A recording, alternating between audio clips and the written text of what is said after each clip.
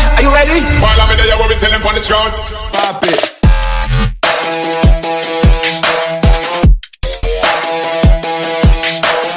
Drop it.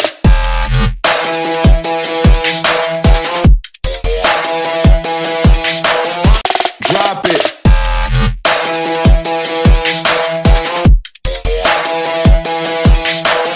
Drop it.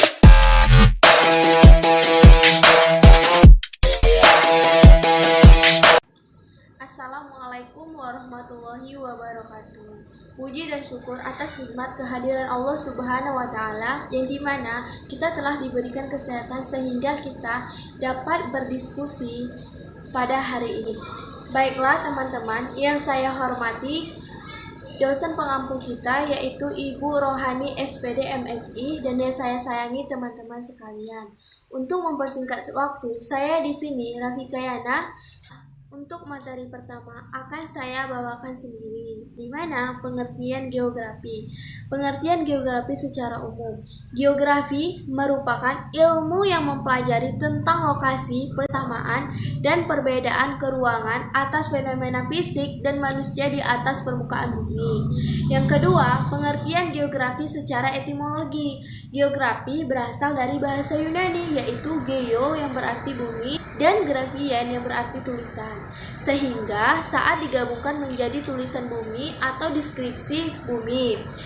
Yang ketiga, pengertian geografi secara menurut para ahli. Ikatan Geografi Indonesia memberikan definisi geografi adalah yang mempelajari persamaan dan perbedaan fenomena geosfer dengan sudut pandang kewilayahan dan lingkungan dalam konteks keruangan.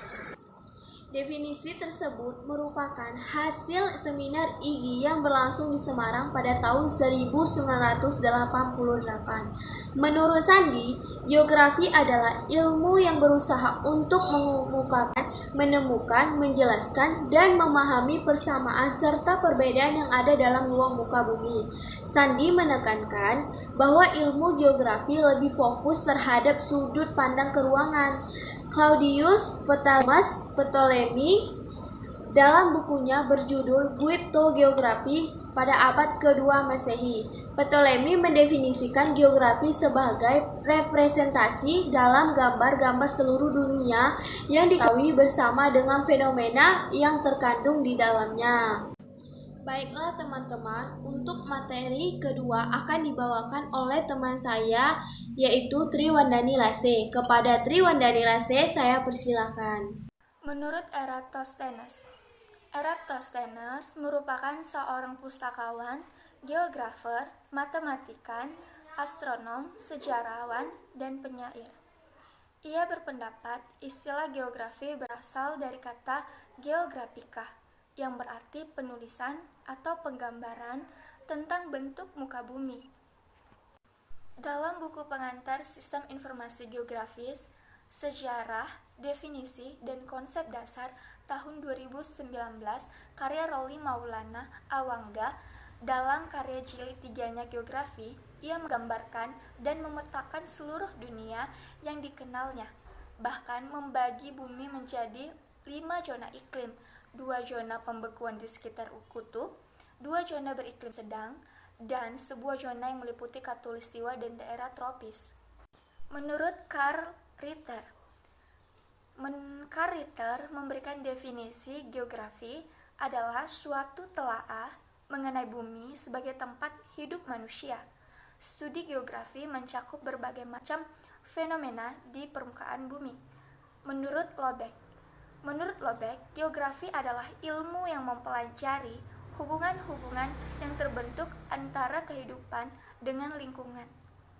Preston A. James mengungkapkan bahwa geografi merupakan induk dari segala ilmu pengetahuan atau mother of all science. Menurut Alexander von Humboldt, geografi adalah studi tentang pengaruh lingkungan alam pada aktivitas manusia. Dan untuk memasuki materi ketiga akan dibawakan oleh teman saya yaitu Putri Sinaga. Kepada Putri Sinaga saya persilakan. Perkembangan geografi klasik. Geografi sudah dikenal sejak zaman Yunani kuno. dan pengetahuan tentang bumi pada masa tersebut masih dipengaruhi oleh mitologi. Secara lambat laun, pengaruh mitologi mulai berkurang seiring dengan berkembangnya pengaruh ilmu alam sejak abad ke-6 sebelum Masehi. Sehingga cara pengetahuan tentang bumi sejak saat itu mulai mempunyai dasar ilmu alam dan ilmu pasti, dan proses penyelidikan tentang bumi dilakukan dengan memakai logika. Kedudukan geografi sebagai ilmu pengetahuan, batasan dan lapangan objeknya masih dipertentangkan oleh para ahli sampai abad ke-19. Tokoh-tokoh yang termasuk dalam kategori geografi klasik antara lain 1.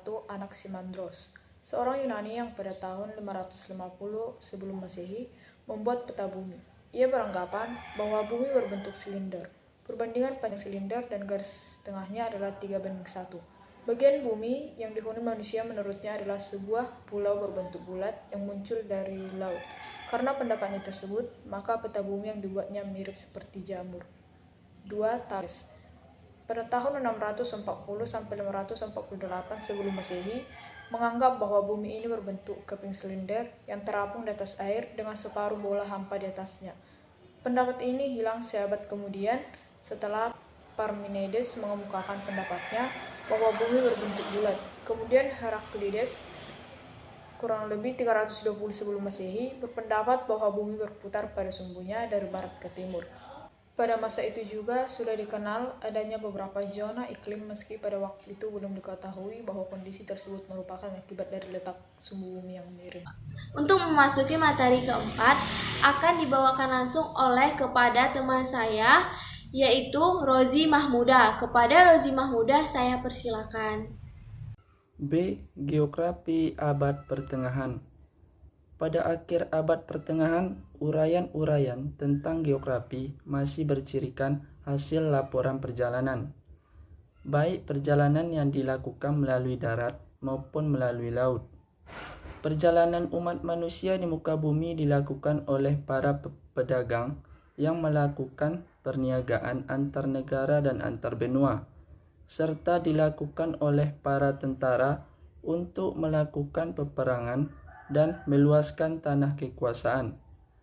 Pesatnya perkembangan geografi juga didorong oleh munculnya gerakan pembaharuan di bidang seni, filsafat, Renaissance, dan humanisme agama, atau munculnya paham Protestanisme, sehingga para sarjana lebih berleluasa dalam mengemukakan pendapatnya tentang keadaan dunia.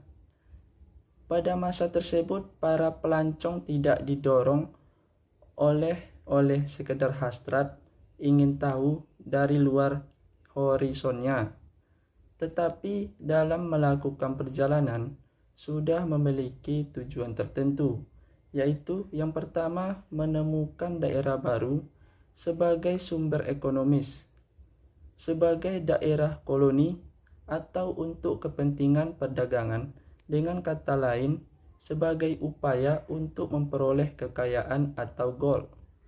Yang kedua, sebagai tugas suci, mengembangkan ajaran agamanya masing-masing, atau bertujuan untuk penyebaran agama ke daerah baru atau gospel. Yang ketiga, sebagai akibat negatif yang kemungkinan diduga lebih dahulu dari kedua tujuan di atas, yaitu karena keperluan peperangan, baik karena perebutan daerah sumber atau daerah pemasaran maupun peperangan akibat bontrakan ajaran agama atau glory. C. Geografi modern. Pandangan ini mulai berkembang pada abad ke-18. Pada masa ini, geografi sudah dianggap sebagai suatu disiplin ilmiah dan sudah dipandang dari sudut praktis. Pada zaman modern, salah satu tokohnya adalah Immanuel Kant. Immanuel Kant atau 1724 sampai 1804, seorang ahli filsafat Universitas Königsberg, Jerman, yang memiliki pandangan seperti Varenius. Memandang bahwa ilmu pengetahuan dapat dipandang dari 3 pandangan yang berbeda, yaitu yang pertama ilmu pengetahuan yang menggolongkan fakta berdasarkan objek yang diteliti. Disiplin yang mempelajari kategori ini disebut ilmu pengetahuan sistematis. Yang kedua, ilmu pengetahuan yang memandang hubungan fakta-fakta sepanjang masa. Ilmu pengetahuan yang mempelajari bidang ini adalah sejarah. Yang ketiga, ilmu pengetahuan yang mempelajari fakta yang berasosiasi dalam ruang, dan ini merupakan bidang dari geografi secara sistematis. Cat membagi geografi menjadi 4 bagian, yaitu mathematical geografi, moral geografi, political geografi, dan physical geografi. Demikianlah hasil dari presentasi kami. Lebih dan kurangnya kami mohon maaf. Saya sudahi. Wabillahi taufiq wal hidayah. Wassalamualaikum warahmatullahi wabarakatuh. See you.